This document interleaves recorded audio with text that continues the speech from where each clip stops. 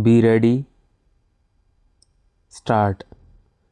I am thankful to you for having given me this opportunity long last to say a few words on the budget. Already much has been said, and I think the finance minister has come in for his share of congratulations as well as criticisms. So there is not very much to say, but I should like to say a few words.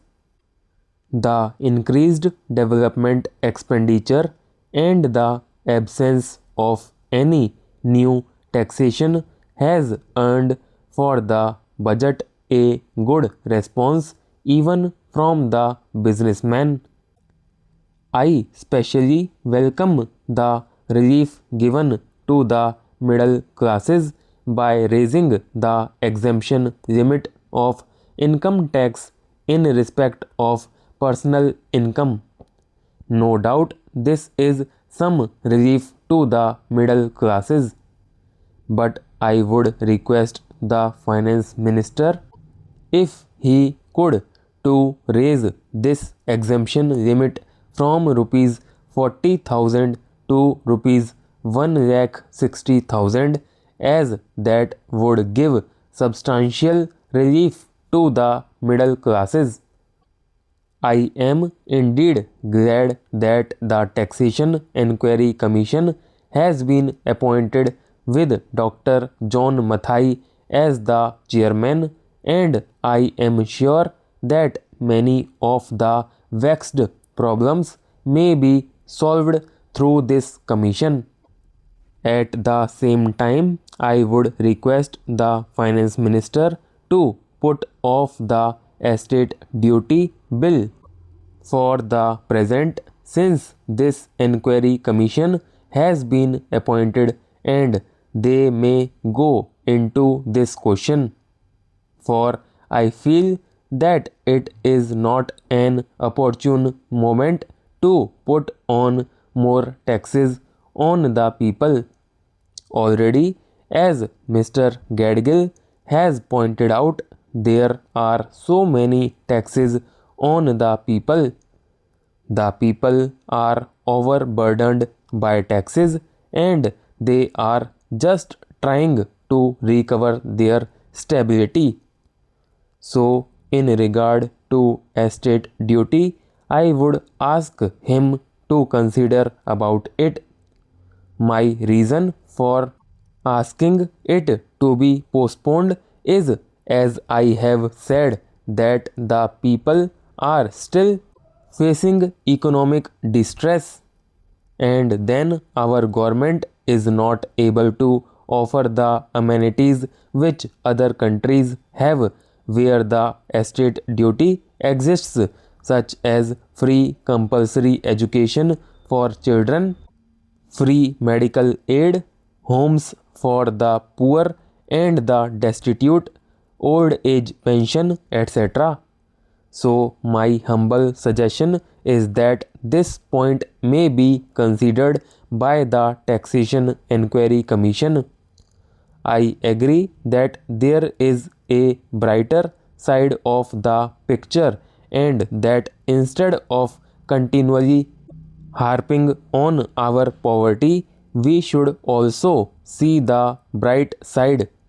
We are making encouraging progress towards laying the foundation of a welfare state.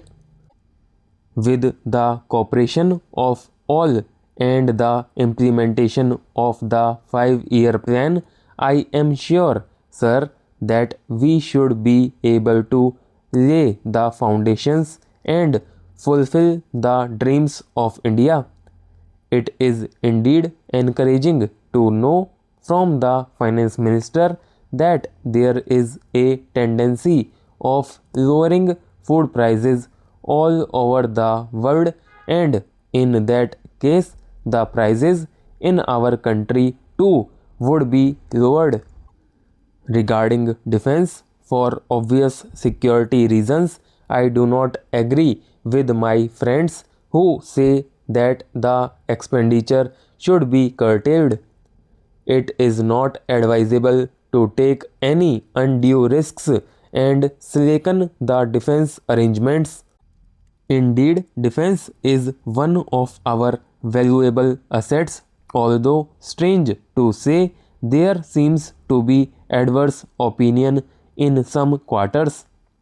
I agree with what General Cariappa once said, that God and army are remembered only when there is trouble. The army consists of the most disciplined and loyal set of young men. It would not be proper to effect economy in the pay of these brave officers, as it would not be an incentive for the right type of young men to join the army, and it would become ineffective and inefficient. I believe already officers who were drawing rupees 1,40,000 as their pay are now getting only rupees 17,000 and about rupees 1,000 as allowance. That is, they are getting about half of what they were getting before. It is very hard for those officers on field duty to establish separate establishments for their families and for their children, and I would specially appeal to the finance minister to see that the family allowance may be restored to those officers who are on field duty. Economy in army could be effected in other ways. There is scope for more efficient operation of defense industries, which process seems slow, and by purchase policy of utilizing goods and stores indigenously manufactured. Preference should be given to country made war materials such as could be produced here, and they would be cheaper than foreign made goods. I may also suggest that the armed forces who are not on field service or under any operational commitments could be utilized for giving military training to the youths in schools and colleges, which would teach discipline and loyalty. The university authorities should make military training as part of their compulsory education, just as they have adopted social, domestic, and political sciences.